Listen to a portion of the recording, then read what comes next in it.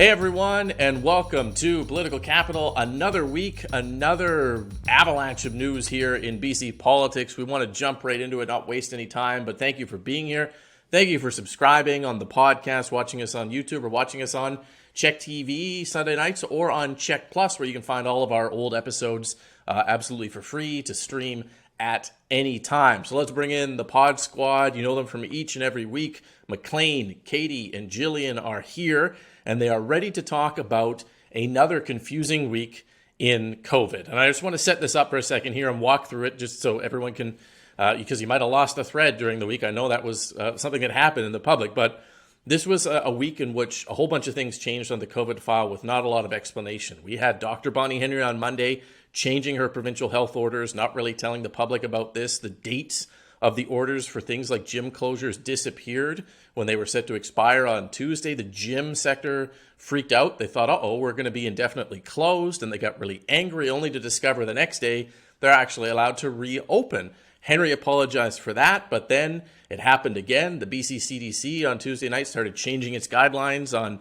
isolation and what to do if you're sick or you're not sick.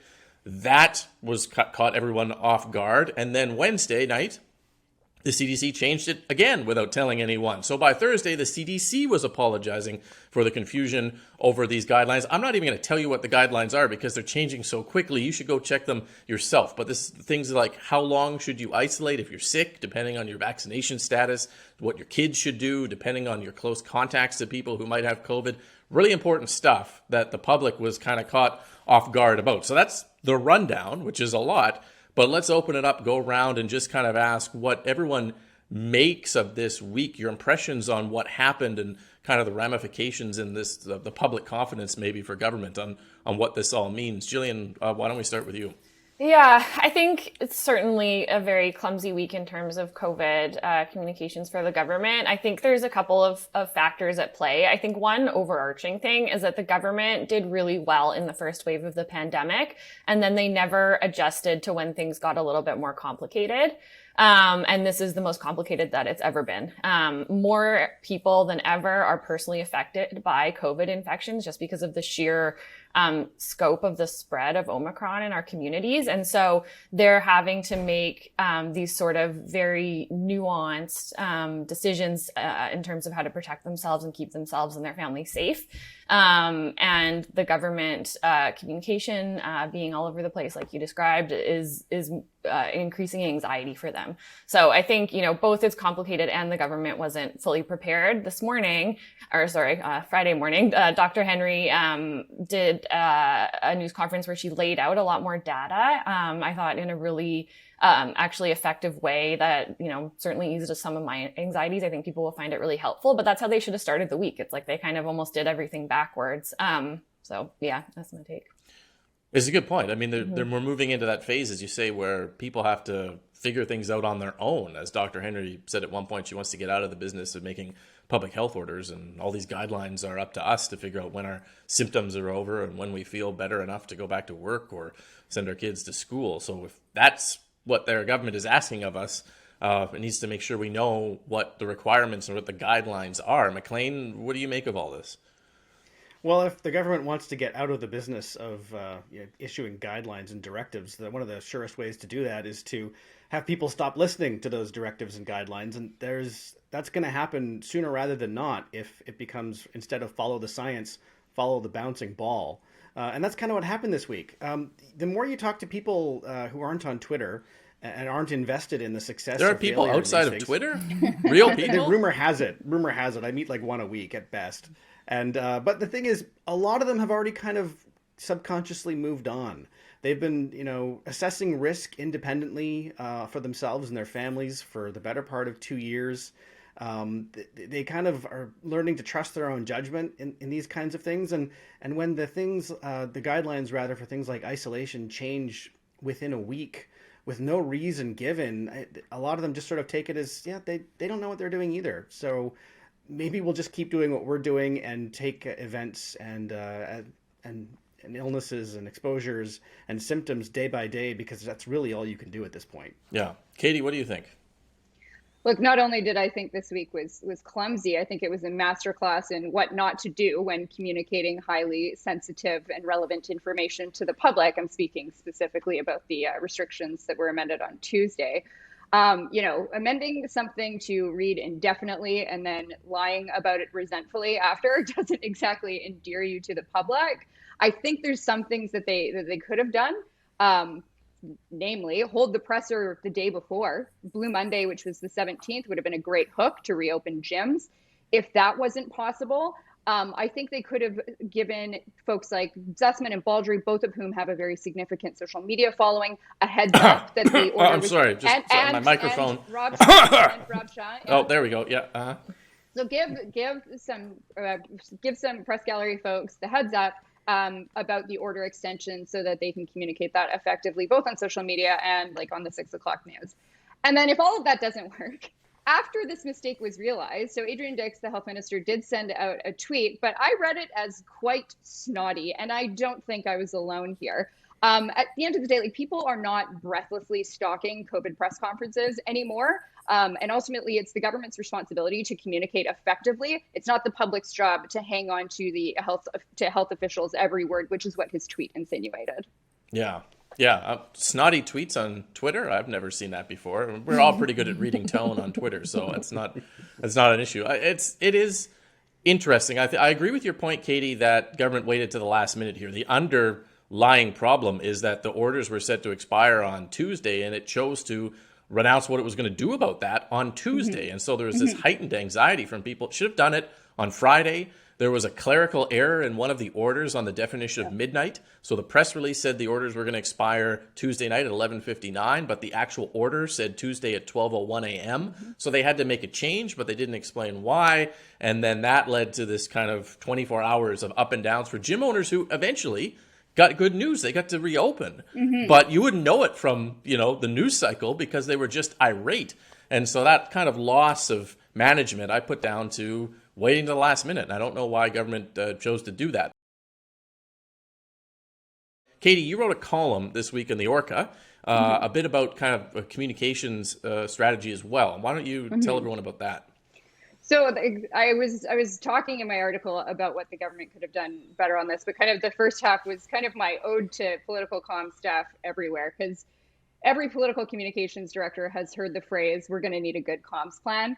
And I just want to talk a little bit about how that is helpful and unhelpful. So if you are someone that says that we really need a good comms plan, and then you provide suggestions on messaging, pushback, execution, anything, congratulations, you are a very productive and helpful member of the team. In contrast, if you solemnly state that we really need a good comms plan, and then stop and stare like you've just laid out the intricacies of game theory, like, I don't like you anymore. You are not helpful. And for those who haven't worked in political communications, like I can think of a few examples of just how inane this expression is. It would be like telling a surgeon, like, after you finish cutting into this patient, you're going to need to sew them back up again. It's like telling a lawyer, hey, you should probably craft an argument before presenting in court. Or it's like telling, I don't know, a kindergarten teacher, hey, when the kids are outside, you probably shouldn't let them engage in knife play. Like, it is just, what these things have in common is that they're all self-evident. So if you are a serial offender you're that person who at the end of like a policy discussion says, we're going to need a really good comms plan, like, stop now. Okay. So Katie, I think we need a good comms plan. Yeah. So how to just reapply that to what happened in the week though, then what do you think, Katie, based on, you worked in governments in BC and in Alberta at the highest levels in communications, how do you view what happened and what you think occurred here? I don't think that this was a political staff maneuver, quite frankly. Like, the folks that I know, not super well, but a little bit, that work in like the Premier's office or in GCP, like, these are incredibly talented and quite savvy people. So I have a tendency to believe that this was potentially a bureaucratic decision that for some reason couldn't be overrode by political staff. Maybe it was a toss-up between Dr. Bonnie Henry and Adrian Dix. Maybe it was a disagreement between the health office and the Premier's office. I can't see a senior level political operative being like, let's just like change this on a website and hope no one notices, despite the fact that the entire province is watching and waiting to see what these health order changes are going to be. Yeah, it is, I think, a lot of different variables involved. And one of the apologies came from the BC CDC, which was changing its website on the isolation protocols and apparently can do what it wants, I guess, without, it's kind of one of those quasi-agencies. It doesn't really need government to say okay on what it's doing. And I guess they went off and did something on their own. I don't know. I don't particularly, I've said this on the show before. I think there's a lot of staffers who are doing their absolute best in that ministry under an avalanche of requests, but you have it all boiled down to two people who have ultimate power, both because it's a state of emergency, a public health emergency, and Dr. Bonnie Henry has complete control legally in everything. Everything goes through her. And Adrian Dix, who just kind of politically makes everything go through him. That's the brilliance of his the yin and the yang of his brilliant kind of control is his micromanagement. And when you put those two things together, you end up with kind of all the strategy in the world disappears. It's two people kind of controlling things, and then things get a little bit out of control. They go sideways, or they get jammed up, or they don't quite work. Maclean, you want to jump in? Yes, I think there's three things that were at play in this particular instance. The first is exactly what you just said. There's a bottleneck up at the top in this particular decision-making apparatus. The second was a clerical error. Someone had the wrong day on the calendar because, is midnight tonight or is midnight this morning? It was one of those mistakes that can only happen in like an episode of Eat. And the third was kind of a subconscious assumption that health orders are in place until we tell you different. They expire when we say. And that the expiry date is only on there for legal reasons, and that you should just understand that these are the new rules until we change them. I think that might have been more subconscious than anything else, but that is probably why they weren't looked at with more urgency. Well, these expire tomorrow. Should we tell people what's going to change or not going to change? Well, no. Of course, they're just going to assume it'll extend because that's been the case for 2 years now. Yeah, and people are frustrated and anxious and angry. And they don't want to let government go right up until the last minute without knowing what's going on, especially gym owners who were seriously upset at what they perceived to be a lack of fairness in these closures. They were wondering why casinos could stay open, why boxing gyms with sweat flying everywhere and gross, disgusting conditions sometimes could be open, but not a fitness center that, sanitizes the machines and has HEPA filters going. So they were primed to explode. And government gave them just a little nudge there. Jillian, jump in, and then we'll come back to you, Katy. Yeah, I think, one thing I was thinking about as all of this was happening was exactly that, about the gym owners and how much turmoil and uncertainty this creates for them 2 years into a pandemic. I don't see at this stage why the government couldn't have communicated what the next stage is to them. Why does it need to be a secret that they're gonna, be looking at potentially reducing capacity and requiring registration? That's not like a state secret. I think that, like we've said, we're moving into a different stage of the pandemic. Earlier, there was a lot riding on these sorts of things. And, I don't think there's anything wrong with the government coming out and providing people with more information so that they can be more prepared as we shift into sort of this new phase. The government did that on Friday with providing more data on risk factor. So I think hopefully we're going to see a bit more of a shift towards that more open communication now. Yeah, hopefully. Katy, take us home on this subject. Yeah. I want to go back to a point I brought up last week that myself and leadership candidate Gavin Dew are aligned on. Folks are burnt out after 2 years of issues management. People are entrenched in their decision making. We need to move from pandemic to endemic. It is time to make some changes for the comms folks and perhaps the minister himself. I think that this was an example of a shift that is required. Yeah, I don't know. I think it's a kind of a modern thing to demand someone's head every time something goes wrong, especially in our social media age where a party puts out an ad that doesn't land and it's like everyone involved should be resigned and thrown out of the party. I don't think I'm making that conclusion. No, but I'm not sure tossing the staff out. Whatever. I think that ultimately this comes down to Dix and Henry, and they got to apologize when things get confusing. And what's missing here, and I think you've all touched on it, is a promise to do it better. And a promise to recognize what went wrong. And instead of just kind of saying, well, I'm not really sure, and then kind of this was always the plan and this was the order and this is where the guidelines are changing, just say, listen, we lost you. We recognize that. We're gonna do better next time. And I sometimes I don't hear that from them. And I think that leads us to keep talking about it in a bit of a circle sometimes. We do want to get to another topic here, which is the BC Liberal leadership debate. We're nearing the home stretch. There's going to be voting going on starting February 3rd with a vote on the 5th. Katie, you've done interviews with all the candidates, so just quickly prime us on these 7 candidates, because this was the last debate this week that we were going to hear from them in. Yeah, absolutely. I'll go through each and then maybe come back to who I thought won or got first and second. But yeah, Kevin. So Kevin is the perceived front runner. Kevin widely Falcon. accepted. Kevin Falcon. Yeah. I would say he did well in the debate. His tone was upbeat. He outlined a vision for the province, and he fought back really hard against accusations of false memberships. Then you've got Gavin Dew. He is the youngest leadership candidate, and I think he represents some pretty significant renewal. He very much had a unifying message throughout the entire debate. He was often batting cleanup after other folks had done sparring. Ellis Ross, we've got the change candidate for sure. He had an extremely strong closing statement, ready on day one, very forceful and passionate value proposition in contrast to the NDP. Then we've got Katy Merrifield, who I would kind of deem as the consensus builder. That's the narrative that she's putting out, at least. I thought she did exceptionally well on her first question. It was on COVID, and she very gracefully pivoted from what I would deem a dangerous question to her advocacy on rapid tests and overall government inaction. We've got Val Litwin.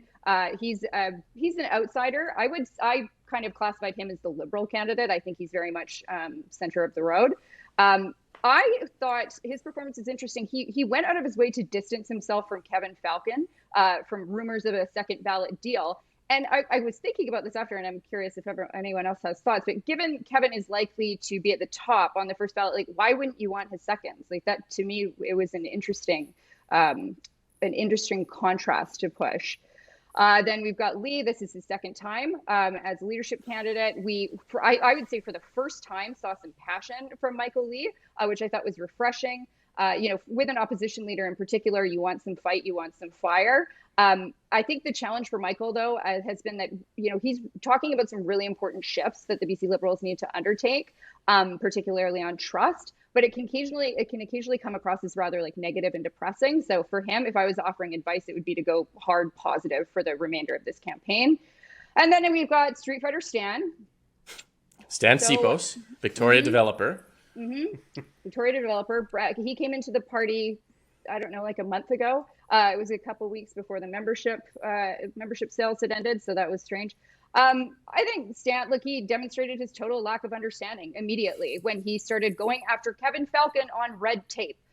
As a reminder, Kevin was the Minister of Deregulation and has literally won awards for his work on red tape reduction. So I don't know why he's there. However, he did reference street fighting. I grew up in Newton, and I respect that. All right. Jillian, you've engaged in the street fight that is leadership races before. What jumped out at you watching this? Well, I think obviously that the other candidates are viewing Falcon as the front runner. He was, on the receiving end of most of the punches that were thrown, as Katie outlined. I think, in terms of the specifics of those, I think with what the ones that Litwin was trying to run about the backroom deals, I think that maybe speaks to him going after that segment of the membership which exists in any political party that wants a little bit more grassroots involvement. Maybe they've been rubbed the wrong way by how nomination contests have gone in the past. And so it's going to be interesting to see if that strategy bears any fruit for him. I also think that it's indicative of Falcon's task, if he does win, of bringing the party back together, which is a lot harder to do when you're, in a reduced opposition, if there are those sort of underlying issues. I thought that the other two candidates that have kind of looked strong to me, Lee and Ross, unfortunately weren't as strong public speakers. Falcon came off as really smooth, really calm. He sounded very confident, he knows that he's got a good shot. However, he still managed to say a couple things that led the NDP MLAs and staffers to sort of clip and go after him on social media. The NDP put out a press release, kind of reinforcing that message that Falcon is, just another elitist liberal. So that's going to be another challenge for the party if he wins in the end. Mm-hmm. Bringing everyone together and also managing what is a pretty effective and formidable kind of NDP caucus communications attack squad that they've got going there, which is not to be underestimated for sure. Maclean, jump in, give us your thoughts, and then stick around, folks. We're going to do a sort of a short audio kind of podcast extra here, talk a bit more about the leadership race. We got some other ways to view it. But Maclean, what did you think? I know we're supposed to fight more, but I can't find fault with Fight much it. of what fight. You're wrong about everything, and Stan Tipos is going to win. No, I'm not. I agree that Kevin Falcon probably had. I don't know if he had the strongest overall performance. I thought Gavin Dew actually came across really well on the debate, but Falcon is apparently the prohibitive favorite. And really, all he needed to do to maintain that status was, not step on any landmines, and I don't think he did. He had one semi-testy exchange with Michael Lee, but I mean, it wasn't a home run for anyone. And so, just by when you're the favorite, if you get through a debate more or less unscathed, it's hard to. Someone else may have had a better performance, but if there's a winner of the debate, it's probably the favorite who's still the favorite, and that's the situation we're in today. Yeah. Anybody ready to give their prediction on who's going to win? Oh, I thought we were just going to talk about who won the debate. No. Who's going to win this race? Who's going to win the race? Are you still kind of waiting to see, or do you think it's still not decided yet, or have you guys figured it out? My money is still on Kevin. And it's so hard to tell we'll go into this more in the podcast, but it's so hard to tell with a ranked ballot. Yeah. We've done zero polling on what the existing membership thinks. We have no idea what who's going to be ranking first, second, third on all the different ballots. This happened in the last BC Liberal leadership contest. The person who finished first on the first ballot did not win. That is not uncommon at all in these things. And so, yes, Kevin Falcon looks like the favorite, but it's not prohibitive simply because there's so much we don't know. Yeah. Jillian, any guess? Any thought? Honestly, with the ranked ballot, it's really hard to say. Like I said, I think it sounds like the other campaigns think that Falcon's the winner, but anything could happen. Yeah. Okay. We'll talk a bit more about that. Thank you for watching the TV portion of the show, for tuning into Political Capital, and we'll be back next week with all the latest here on BC Politics.